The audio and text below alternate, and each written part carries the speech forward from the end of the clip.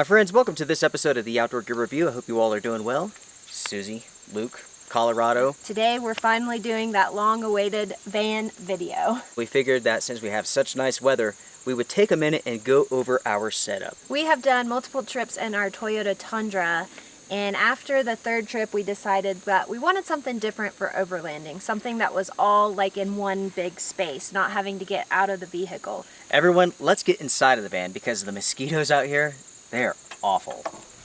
That is so much better, everyone. So first things first, let's explain why we went with the Ford Transit. So we looked at all of the different vans out there. Ram has theirs. Chevy, they really don't have any good options. Nissan, they canceled theirs, I believe. You have the Mercedes vans, but you can't have those worked on outside of the dealership. Like, there's horror stories out there of people breaking down, having to have their van, like, transported 1,000 miles to have it worked on. That is nonsense. Plus, with the Mercedes version, their van, those things are so expensive.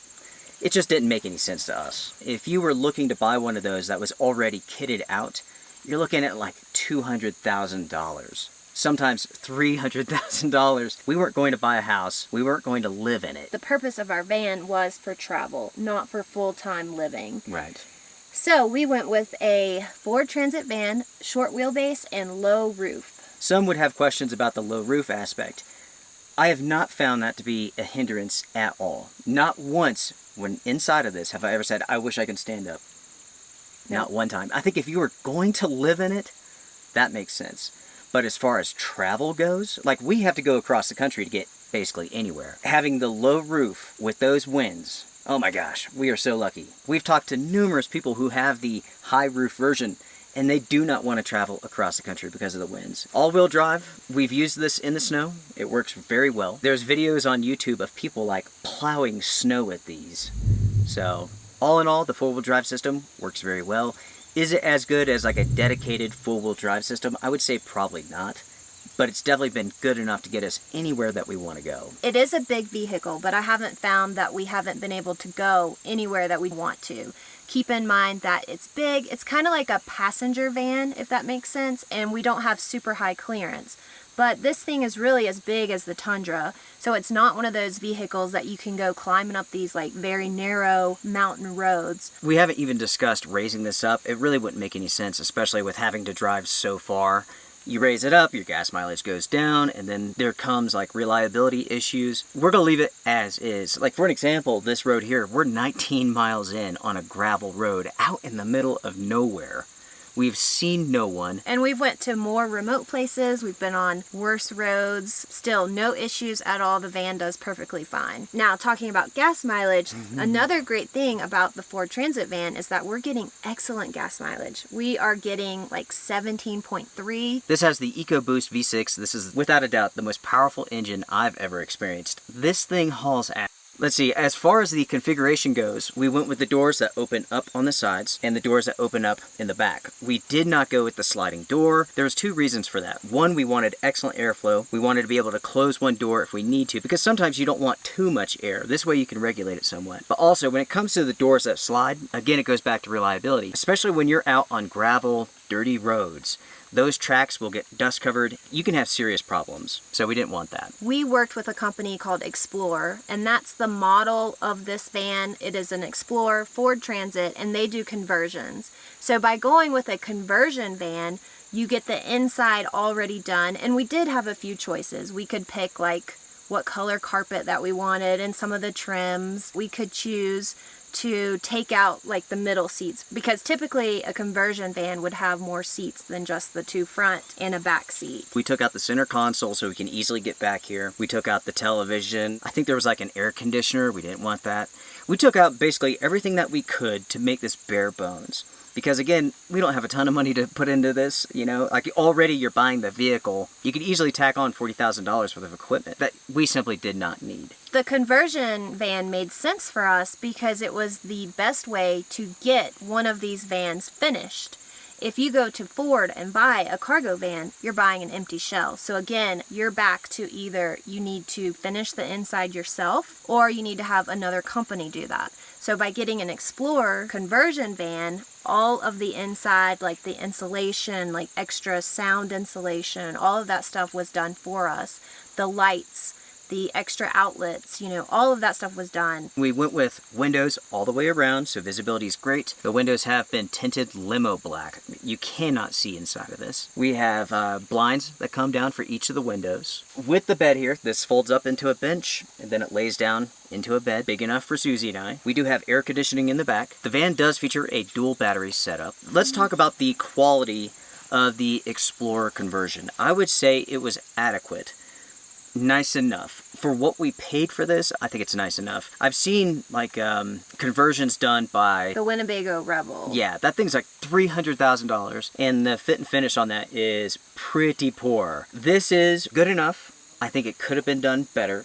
They could have paid a little bit more attention to detail. For an example, with the fuse panel, when we got this, some things simply didn't work. So I had to go back through, figure it out. Simple stuff like that. There's like a small gap over here. With one of the blinds, they actually screwed into the wrong spot, so that pulled out.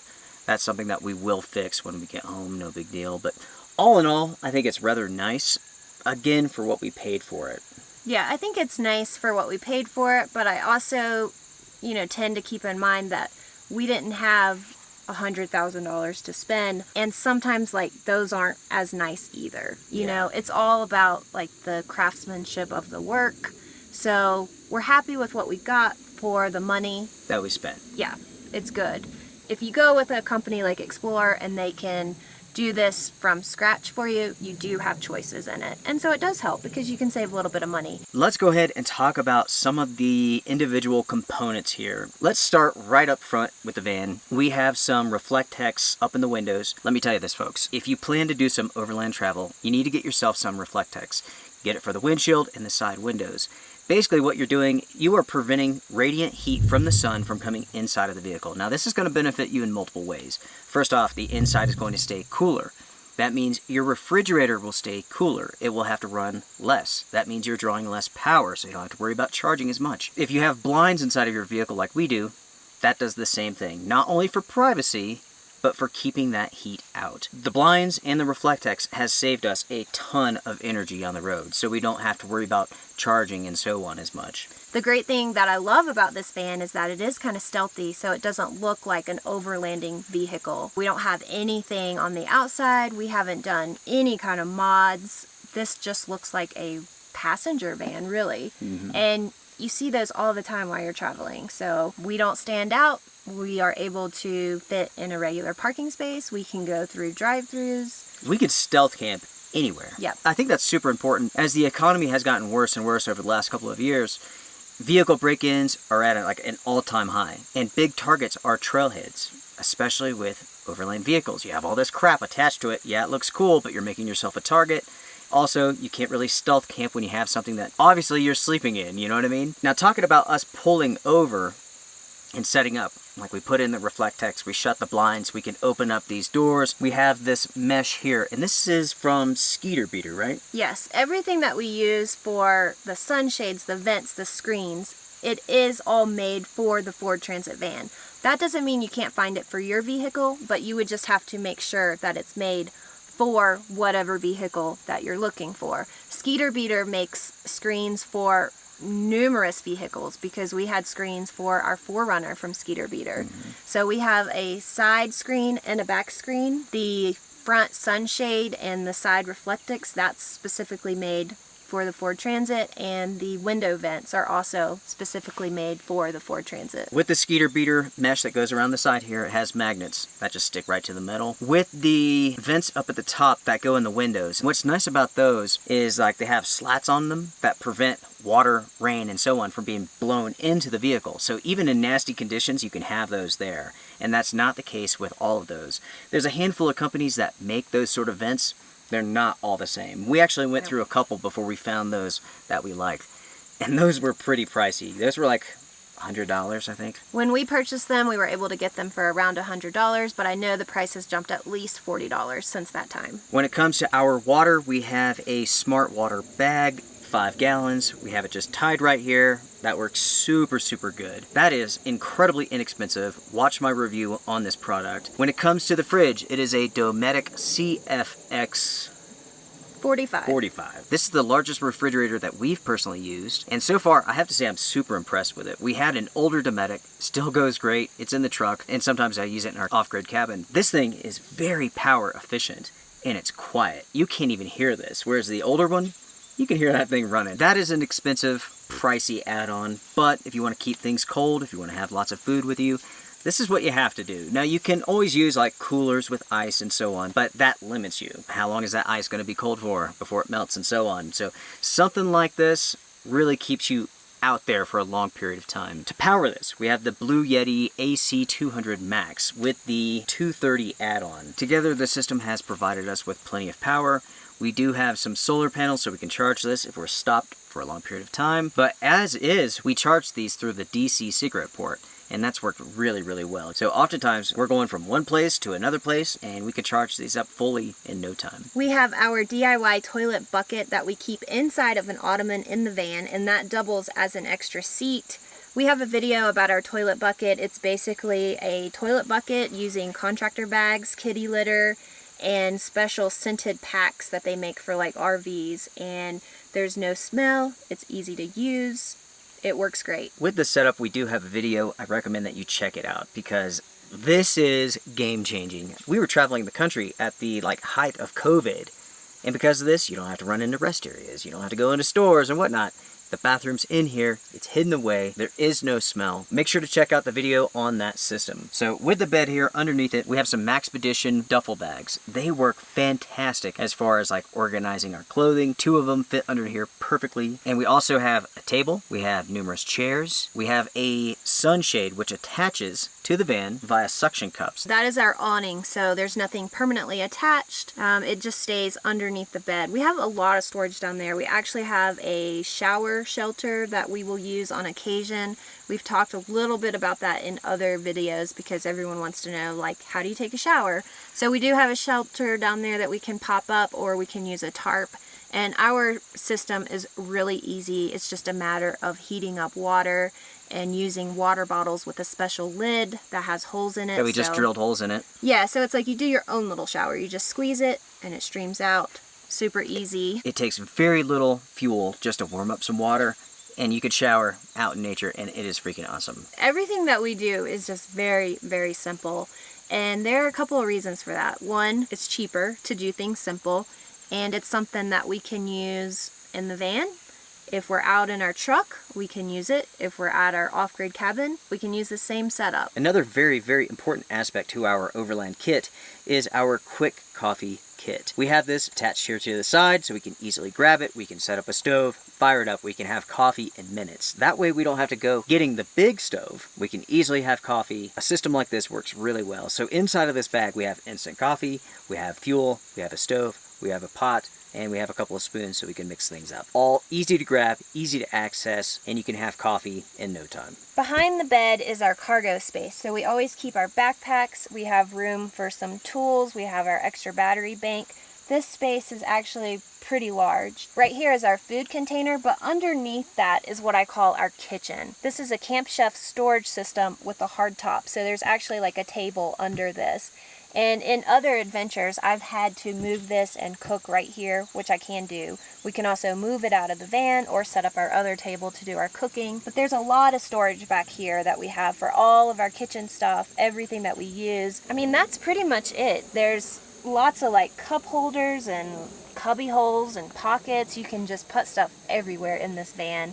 And the key to being successful at overlanding and travel is just to really stay organized and to clean up every day.